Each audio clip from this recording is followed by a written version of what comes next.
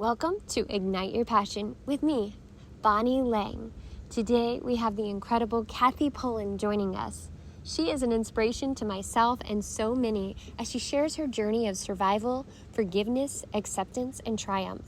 After relocating to Texas, Kathy found the courage to reinvent herself multiple times, carving out a successful career path she never imagined possible. From making appearances on national TV with her food to launching her own barbecue rub line, Kathy's resilience knows no bounds. You'll want to get a copy of her book about how she survived the worst days of her life. Join us as we dive into her remarkable story, uncovering the lessons learned and the wisdom gained along the way. I'm looking forward to transitioning this podcast. It has been so incredible getting to chat with so many amazing people, but we are going to share our journey. We have downsized into our RV. We are 3 weeks into this now, 4 weeks, and we are absolutely loving it. And we want to share everything that we've done. And so I can't wait to start sharing this with you. But anyways, let's welcome Kathy, and you are going to love this episode. It's so wonderful to finally get to meet you. We're friends on Facebook, and I see you posting all the time. And so to actually get to see each other's faces and talk to each other, it's such a pleasure. So first off, Kathy Pullin, it is such a pleasure to have you here today. I've even seen you on TV before, so we'll talk more about that. But first, will you tell us where you're from and where you currently live? I am originally from Norfolk, Virginia. I have lived in 22 states, so I have traveled quite diversely.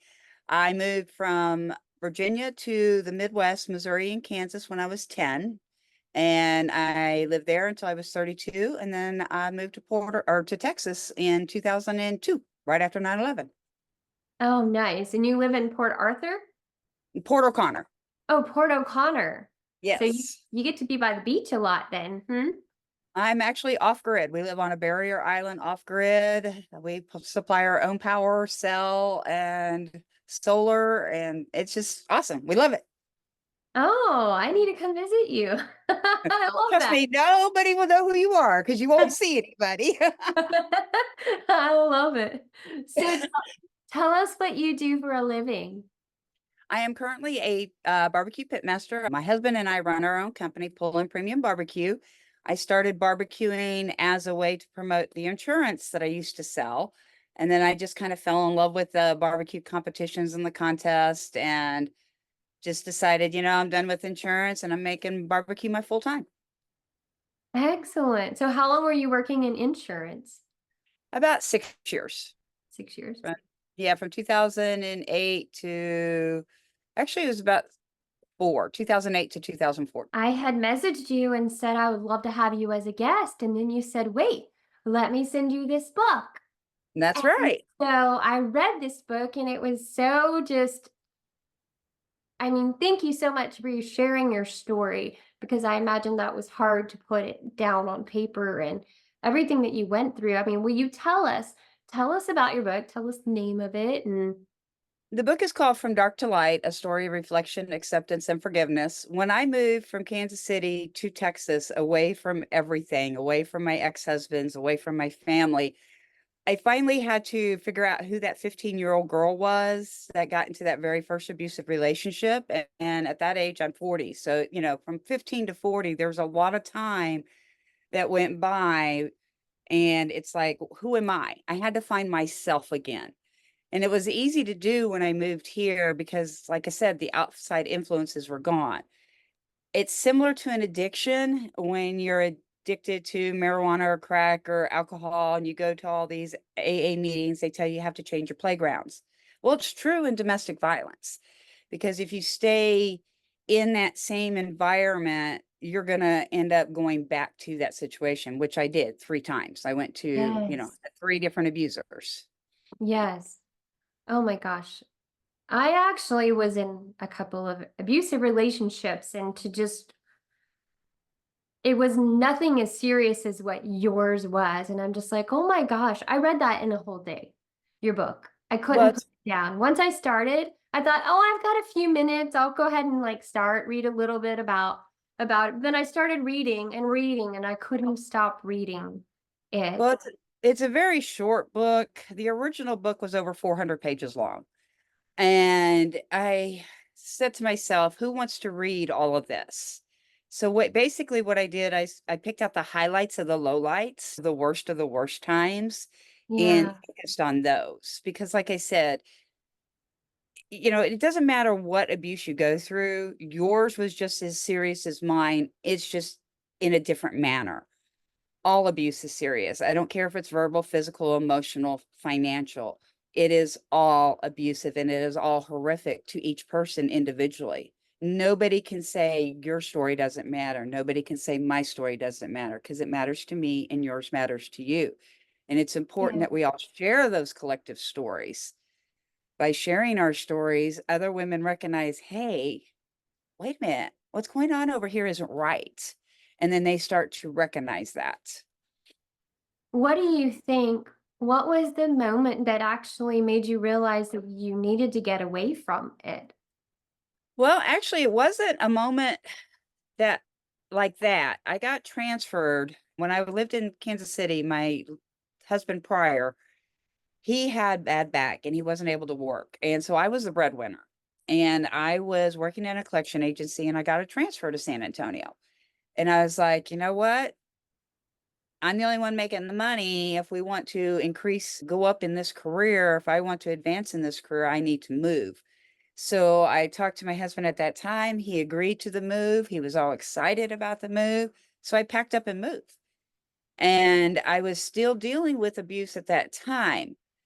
But moving to San Antonio is what broke the cycle because he stayed behind. His mother was my last abuser, and she told him he could not leave her, that he had to leave me. He had to leave me, and he was to stay in Kansas City with her. It was years of dealing with, well, why he's not sleeping with his mother. His mother Right. isn't his partner. His mother isn't his person he confides in all the time. And so that honestly was the hardest for me to struggle with versus the physical abuse. Because physical abuse, put makeup on it, you cover it up. You know, you get over it. Take some Tylenol and ibuprofen, get through the pain. But it's that emotional abuse that you deal with from a third Mhm. party that's not even a part of your relationship that was the hardest for me to get over. And I was sitting at movie theaters in San Antonio, Alamo Draft House to be specific, and I was with CBS, Channel 5, Kens 5. We were doing the fall preview shows. I was with them because I used to be on there for my insurance, and so they invited me, and I sat next to Amanda Graybill. Amanda Graybill was the founder of the Little Black Dress Society in San Antonio. They're no longer in existence, but she's the one that broke my shell. Sat down next to her and we started talking. And the next thing I know, I'm sharing my whole life with this woman that I've never met, that I just met. And she looked at me and she said, you could help others. You need to put your story down. So I got involved with Little Black Dress Society and I thought about writing the book. And like I said, it was 400 pages to begin with. It took me about 6 years to get it down and get it edited the way I wanted. But I really have to attribute Amanda Graybill to me breaking my silence. Oh, that's beautiful. You're giving me just goosebumps. And so moving to Texas was a pivotal moment for you, it seems. The change of location, I guess, contributed to your personal growth and self-discovery because I've seen you on TV. I've always been an outgoing person. I mean, I've always been out there. I've always wanted to help others. I mean, it's in my nature, it's who I am, but for a long time I was lost. I truly was lost. Just like I said, any addiction, you become lost when you don't know who you are. When you look in the mirror and you're like, who is this other person staring back at me? Yeah. And yeah, just I didn't have confidence. I hated myself. I thought I was ugly. I thought nobody would love me. Nobody. It was just, oh, I remember crying. I would cry all the time. It's horrible. So yeah, that was, because they take your self-esteem away. They take everything of your worth away from you. They strip you. They tell you nobody else can love you. They tell you that Nobody else will want you. You're tainted, you're tarnished, you're broken. Absolutely. And it takes a lot of resilience. And like I said, when I moved here, I didn't have all those voices in my head of all my family reminding me of past failures or past mistakes. Now, don't get me wrong, I love my family to death, and now they love everything about me. However, at that time, I don't know if they even knew how to deal with it, because when you're abused like I was, you hide it. You hide it from Yes. your family. You aren't around your family. You may show up for a holiday, but it will be brief. You probably won't bring your abusive partner with you. You make an excuse for them. So they really didn't know who I was either. They forgot who that teenage girl was that entered into that relationship.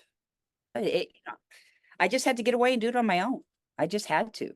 Yeah, something in me decided to just put my foot down. We had built a house together and lived together for 5 years, and we ended up with holes in our walls, and Oh, yeah. I remember an ambulance picking me up, and he had pushed me back down. We had a pool table that was one of our friends that we put in our garage, and he had pushed me. He started closing the garage, and then he pushed me down onto the pool table, and it knocked me out. And Yeah. so we had to call the ambulance, and then the ambulance guy was like, "You know what?" He's like, "You do not need to be putting up with this." And I'm like, "No, nothing happened, and I don't know why I did that, but I would cover it up, you It's know?" natural. It's natural. All abused victims do that, men, women, and children. They will all say, "Oh, it's nothing. It was my fault. I slipped. I fell."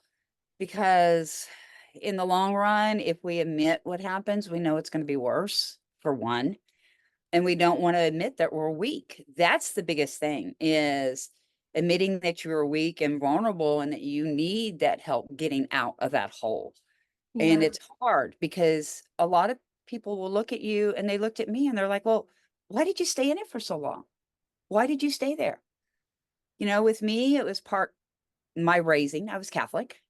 I was taught by my mom and dad, who were together till the day they both passed, that you stick with marriage no matter what, good, the bad, the ugly. You stick with it. But you can't stick with it if you don't have that equal partner willing to grow with you. That equal partner wants to hold you down. That's not a marriage. That's not a relationship. Yeah. And it just took a long time for me to figure that out. I mean, I'd say my children suffer more from what happened to me than I do to this day. My oldest daughter and I are still very estranged. I had to kick her out at 15 because she was abusing her little sister and refused help. I couldn't reach her. I tried everything. We tried counseling. I I tried everything with her. And the day that I came home from work and found that she had tied up her little sister and was holding a butter knife to her throat Oh, no. was the day I said, "You know what? If this is the way you want to be, you need to go live with your father. I can't do this anymore. If this is the behavior you are expecting to be normal, then you need to go, because I can no longer save myself and you and Jenny. I have to worry about saving me and Jenny at this point because you don't want saved." That was, as a mother, one of the hardest days of my life. And to this day, it's still very hard, because the only thing she ever wants from me is money. She doesn't want a mother. She only wants me to she'll call me and say, "Well, it's your fault that this happened, so now I need you to do this." Honey, you're 42 years old. That was 15 when you left. You need to figure your life out on your own. And it's hard. It is so hard. My youngest daughter and I we're the Gilmore girls. I mean, her and I are still very tight. She was there for thick and thin. She was with me. But yeah, she was damaged because she ended up in a 12-year-long relationship. He wasn't physical, but he was very emotional. And she thought, "Well, Mom, he's not hitting me, so it's not abuse." And then she picked up the phone about 4 years ago and called me and said, "Mom, I need you to come to Atlanta." And I'm like, "Why?" She's like, "This man that I've been together for 12 years, who said we were going to get married, has had an engagement ring in his underwear drawer for 5 years. And today I finally said, 'When are you going to give me this ring?' And he says, 'Oh, you're no longer my love interest. You're just a friend.'" and you've only been a friend for the last 6 years. And she's like, then get out. I'm done.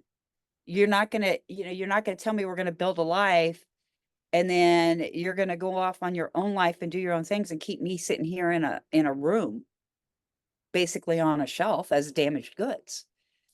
So I went to Atlanta and we got her moved. And that's all she could say to me as mom, but I didn't think it was abuse. And if you're putting away this man's laundry every day, staring at an engagement ring, that is an emotional abuse. That is emotional warfare that he's playing with you. And so she's strong now. She still doesn't want a relationship because she thinks she's damaged goods because of the way she was brought up. And it breaks my heart. So abuse doesn't just affect this person. It affects your loved ones, the ones around you. And those are cycles that need to be broken. My son, I've got two sons actually. One who was taken from me at 18 months on the side of a road, and he's now 26. I haven't seen him since he was 18 months old. Wow. He's somewhere in Oklahoma. Do not know where. Then my youngest son, his grandmother filed the divorce, and the state said I no longer got to have custody of him because I was in another state. And it's heartbreaking that she would do that. But she said, too bad. He's my son and my grandson are going to live with me, and you're not going to have him in your life. And that's exactly what's happened. Now that my ex-mother-in-law has passed, my son at 24 is trying to reunite with me, trying to figure out who I am in his life. What role does the woman that gave him birth play in his life? And it's very hard. It's very hard. I think I want to go back to, like, I guess whenever you made your transition here, and we were talking a little bit about you being on national TV, and tell us all of these opportunities that have just like opened up since you changed your life. You know, the national TV was nothing of my doings, to be honest with you. I was doing local TV. Jamie Martin, thanks to Jamie Martin. Uh, I know her uh, too. yeah, we do. Uh, she invited me to WAI one of the Mondays when she was doing her, talk about San Antonio and what's going on in the country world. And she would go on with Shelley. And she invited me one day to come watch. And she asked me to bring her husband a pork butt. She was tricking me. I was like my food. I mean, I was their cook for the rodeo cook-offs for many years. And so I said, sure, I'll bring a pork butt for you guys. No problem. Girl, I had been up all night cooking this pork butt. I looked like caca. I horrible. I had a hat on. I had a sweatshirt on. I'm just thinking I'm going to meet Jamie, hand her this, get in my vehicle and go home. Oh no. She had me sitting in the studio audience with this pork butt. And then she goes, oh, Shelley, I've got a friend of mine who's brought you a special treat, and called me down on air. So Shelley fell in love with my food. I fell in love with Shelley. I love Jamie for all of that. So I was doing that for several years, just being their grilling gal. And then Kimberly Suda in San Antonio. She is a food critic and works for Edible SA and USA Today. And she deals a lot with the chefs in San Antonio. She got a email from the Food Network asking about any pitmasters that would want to be a part of a new grilling guys grocery games. Grilling. Oh, And awesome. so she submitted it. She submitted my information. She submitted pictures because she had taken pictures of me at some events. So she submitted all this. And then I get a phone call from her and she goes, check your email. I said, what? She goes, just do me a favor, check your email and reply back immediately. And I'm like, what the heck? You're like, Whatever, sure, whatever. So I open up my email and I see it's from Guys Grocery Games. And I'm like, oh yeah, this is just a hoax. This is a joke. Kim, what are you doing to me? And I said, okay, sure enough. I hit reply. My phone rings 10 seconds later. Producers from Guy Grocery Games. We couldn't accept your application without you hitting this reply button. We want you to be a part of this show. You're selected, one of four selected out of over 2,000 applicants. And I'm wow. like, why did you select me? And they said, your story. You're not a champion pitmaster. You're not on the circuit every week. You're not winning grand championships. You're not taking first place. You're not doing any of that. But what you are doing is sharing your love for food and your reason for living. And the reason why I got into barbecue is because it's a male dominated industry. And I love barbecue. And I'm like, if I can work with these guys, men aren't that bad. I had to prove to myself and to other women that men aren't all bad. Okay. They're not all bad. Absolutely. So yeah, my story is what got me onto national TV. I came out on national TV as what I said, the official spokesperson for domestic violence. Think about, I don't know how old you are, Bonnie, but I know when I was in the 60s, my godmother was diagnosed with breast cancer and it was horrible. I was very young. Matter of fact, I was probably 4 or 5. And back then, nobody talked about breast cancer. Was, oh, that's shameful. What's a woman going to be without her breasts? What's all this? I compare letting the voice of domestic violence be known as the same as that. I want it to be someday where it's not just save the tatas, it's save the mind, save the body, because nobody wants to talk about it, just like nobody wanted to talk about breast cancer. But we've got to Mm, talk about it. We've got to talk about it so that you don't feel alone yeah, absolutely. when you're Absolutely. alone. I mean, I'm sure when you were going through it, you felt like the only person you had to talk to was him because he isolated you, Yeah, isolated from all your absolutely. friends. And so by sharing stories, believe it or not, 1 in 3 women are abused today, and 1 in 10 men are abused today by their domestic partners, whether it be female or male. And it's horrific. That number is drastically growing. I think when I started working with domestic violence shelters, that number was 1 in 50 for men, and now it's 1 in 10. So that just goes to prove you that it's not just men that are doing the abusing, women are too. It's, I don't know if I want to say it's technology, lack of involvement with community, feeling isolated, because technology will isolate you. But you can just sit in a rabbit hole with technology. And I think that's part of what has happened to our community is we isolate ourselves. And when you isolate yourself, you're going to do things you normally wouldn't do. Yeah. Oh my gosh. This is very emotional. I didn't realize how emotional it would be for me today. Trust me, I'm holding them back. I'm holding it back. And I didn't think that I was going to share the things that I shared. And it's just, thank you so much for everything that you are doing. And I mean, you're absolutely incredible. You are beautiful inside and out. So are you. Well, thank you. Thank you. So then share with us what it was like doing the competition on guys' groceries. Oh, it was amazing. Something I'll never forget. I would love to do it again, but I think that was a one-time opportunity. The guy is absolutely amazing. I got to meet his whole family. When you see the TV show, very rarely do you see what's going on behind the scenes. Every once in a while, you may see a camera guy, but inside that little area where you see us cooking, there's probably 100 people. There are Each person has 2 or 3 camera people to themselves. Each person has 3 producers to themselves. There's legal everywhere in case something is said wrong or done wrong. I mean, it's just amazing the amount of people that are right behind those cameras that you don't see. I wished I would have won, but I cut myself and hey, shit happens. Oh, It was an experience I'll never forget. I met a lot of great people through that show that I still keep in contact with. And because of Guys Grocery Games, I was able to do that pilot for the barbecue rig race, which did not get picked up. But hey, that's okay. It was just another experience, another way to share my story and to let people know you're not alone. There's somebody else out there just like you. And yeah. like the more we talk, the more you share. And that's how it works because your guard comes down and you're like, I'm not alone.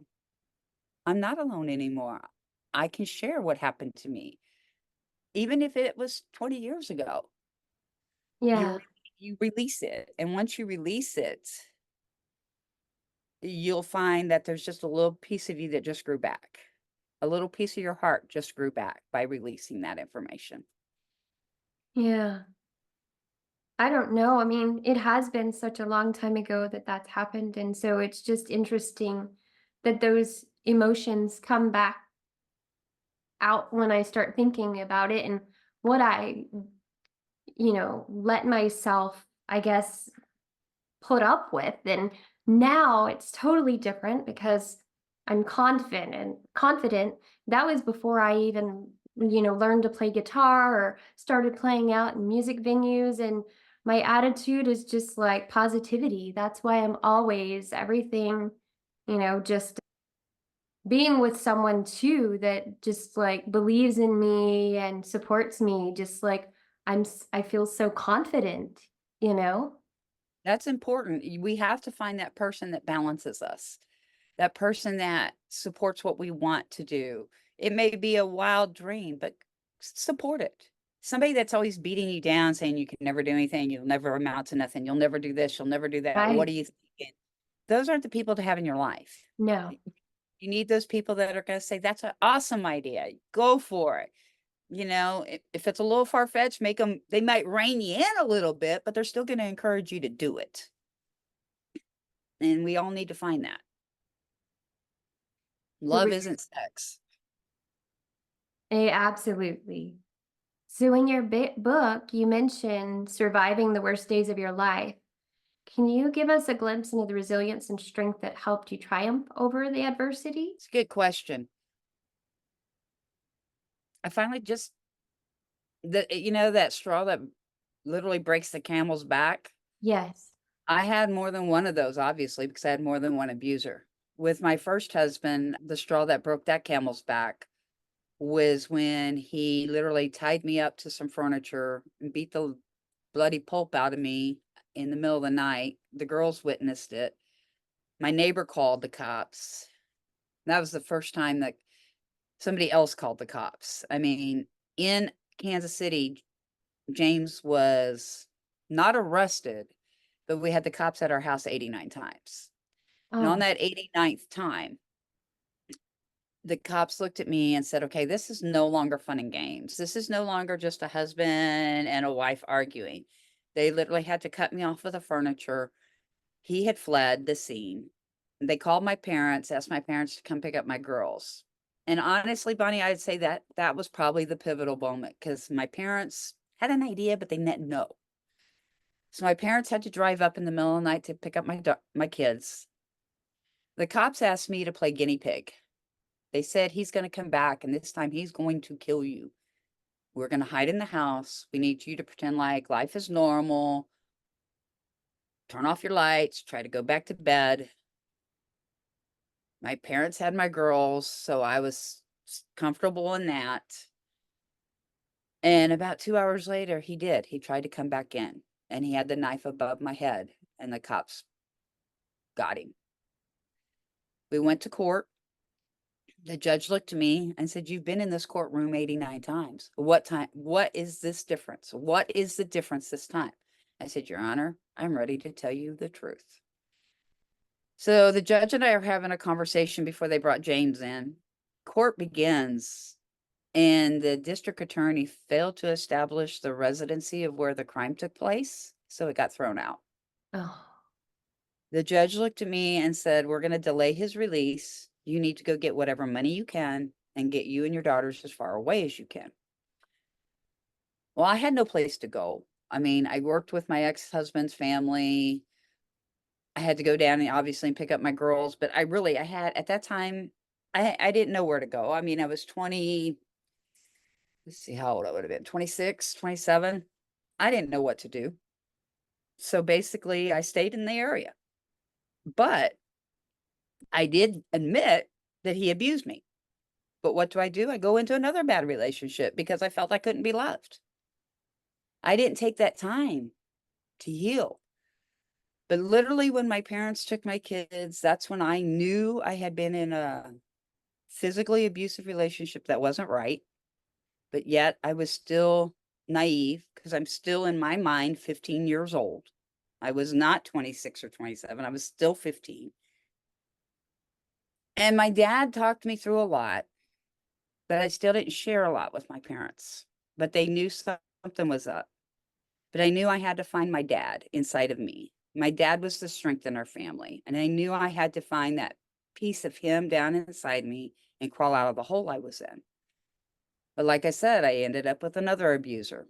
And he was a drug abuser, heavily into crack cocaine, totally changed how I looked at life, told me he couldn't have children. I get pregnant, and then he takes that son on the side of the highway. He leaves me on the side of the highway, beaten and bloody, and took off.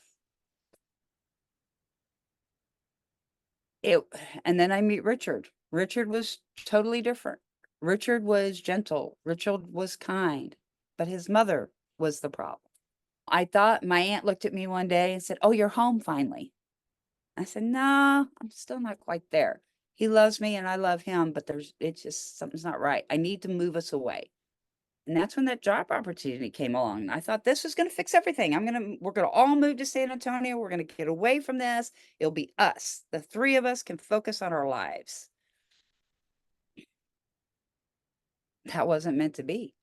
Get a phone call in the middle of the night. Richard has to leave with Ian. Wake up to a note saying, "Sorry, mom needs me at home." And then I get served the next day. So the resilience was of a total breakage. When you finally break completely to where you're like, okay, I've lost a daughter. I have a daughter. I don't know where my son is. And my other son has just been taken. Where do I crawl out of? Where do I come from? What do I do? How do I overcome all this? And I lost myself in work for a long time to try to get over the pain. But like I said, it was Amanda Graybill sharing a little bit of her story, and then I just opened up. That's what allowed me to write the book. I have dedicated my life to raising awareness for domestic violence, along with my barbecue, because I'm not just one-sided, just like you're not one-sided. You have your music industry, but then you have this, and helping other women with your podcast. We're not one-sided in life. And the more we utilize all of our sides, the fuller we become. And I noticed by doing my domestic violence charities, I was able to give back and heal, have women like you who admit to something that happened to them that they may have never shared with anybody but to their, partner. It's healing. And each time I find somebody that I can help, I feel a little bit wholer. I'm still broken. I think we all are still broken in ways, but I'm not willing to just sit inside and let the brokenness consume me anymore. And I think that's the difference. Absolutely. What advice would you give someone that needs to make a positive difference in their life? First, ask for help. Asking for help is so hard because as humans, we don't think we need help, but we do. We all need help. If you're in an abusive relationship, first of all, you need a plan. You just can't leave. I can tell you that right now. You just can't leave, because if you just leave, you're going to go back. I tried multiple times to leave, but each time where I went, I was like, I'm safer at home than where I'm going. So you have to develop a plan, and you have to have somebody on the outside help you with that plan. That's one thing when you talk to domestic violence shelters or the hotline, they'll tell you to develop a plan, start saving money, hiding money, figuring out an exit strategy, where you can go. But it has to be built. You just can't say, "I'm done and I'm gone." You have to build a plan or you will come back. So the biggest thing I can tell people is ask for help, ask for the right kind of help. It may not just be abuse. It could be alcohol, it could be drugs, it could be anything. But if you are not who you are meant to be on this earth, you need to ask for help. And don't let anybody tell you who you should be. You need to decide for yourself who you should be. Nobody else can tell you that. And you have to find it. We all have it somewhere. It's just how far has it been buried? How far do we have to reach down your throat and pull it out, so to speak? You know? So tell us what inspired your journey into catering or into the barbecuing. Well, the barbecuing, like I said, it was a way to promote my insurance. I used to barbecue with my previous husband in Kansas City, and I just fell in love with the art of the imperfection. I'm an artist at hand. My mother was an artist, and so I grew up with art, and barbecue is an art. I call it the art of the imperfection. We're all imperfect people, and that's why I like barbecue, because it's not perfect. We're taking the worst cut of meat and making it perfect, making it beautiful. So that was why I fell in love with it. Why I keep doing it is because it allows me to speak on a platform. A lot of men will actually talk to me on the barbecue circuit and say, "Hey, we heard about your story. Why are you with us?" And I'm like, "Because you're not an asshole, are you?" "Well, no, I'm not." I said, "That's why. I'm proving that not all men are assholes. Uh, and why shouldn't I do what I love?" You know? The catering part of it came about because I didn't wanna do a full-time restaurant. That's too much work. I don't like having somebody else say when you go to a restaurant, let's say you go to a Guy Fieri restaurant and Mhm. you taste the food, you're like, "Man, that doesn't taste what I thought it would be." Well, Guy's not there working. Right. Guy's not the one doing the cooking. So if you want to taste my food, I've got to be the one to prepare it. And if I don't want to run a full-time restaurant, then I'm only going to do catering, because I could pick and choose my work. Number one, I could decide how I wanted to charge. Number two, and if it was somebody who didn't, somebody who was just trying to figure out a new way of celebrating a birthday or whatever, I could bring personalized catering experiences, not just, okay, here's a plate of brisket, here's a plate of beans. I got creative with my food to make the event creative. Weddings. One of my girlfriends had a great Gatsby wedding. Do you think I wore my barbecue shorts? No, girl, I had a great Gatsby dress with my apron on. Oh, I I love it. I'm gonna be a part of your festivity if you hire me. I'm not just gonna be over here in the corner just waiting to serve you your food. I'm going to ask you what the theme is. My table will be in a replica of your theme. Everything will be of your liking. It won't be just a barbecue catered dinner that everybody can get brisket and sausage and beans. I'm not gonna give you that. I'm gonna give you what you want. Now, do you also have a rub too? I'm not sure where I read that. Yeah, I have 2 rubs. One is in HEB. I'm trying to get the second one in. It is exclusive to HEB. That is part of the contract, but that's fine. I don't mind it being exclusive because they are allowing me shelf space at a very good rate as in a HEB. I mean, come on, who wouldn't want to get their product into an HEB? Absolutely. Tell us the name of it. It is called Sassy because I'm just a little bit sassy. It is a traditional rub, and the reason why I developed Sassy and Black Magic, they are both low sodium rubs. I created low sodium rubs because when you cater, you don't know what you're going to deal with. And do you remember Dean Phillips from iHeart, KJ? Okay, no, I He can't was say. Debbie's original boss. He was Debbie's first boss. When I was cooking for KJ 97, Dean loved my food so much. And then he would go spend 2 or 3 days in the hospital because he wasn't allowed salt. Oh He no. had a medical condition that would blow him up. He would bloat. So Oh. after the third year cooking for him, he goes, "Man, I love your food, but can you do it without salt?" And I'm like, "Why didn't you tell me?" So he is the reason I created my low sodium rubs, which works out great for catering because, I didn't know Dean had a medical condition that caused him to bloat if he had more than a gram of salt a day. Oh, And in wow. barbecue, you usually use a lot of salt to tenderize your meat. So he taught me a lot and allowed me to go into a different direction with my rubs, which if you go into the grocery store and turn around a package of barbecue rub, first ingredients can be salt. You won't Right. see that with mine. So that's why mine is unique and stands out. And with each bottle sold of Sassy Barbecue Rub, a portion of that goes back to give domestic violence the boot, my annual benefit that raises awareness for domestic violence and for shelters. Oh my God, that's amazing. So tell us about your annual event, and then we're gonna need to find out, do you have a website?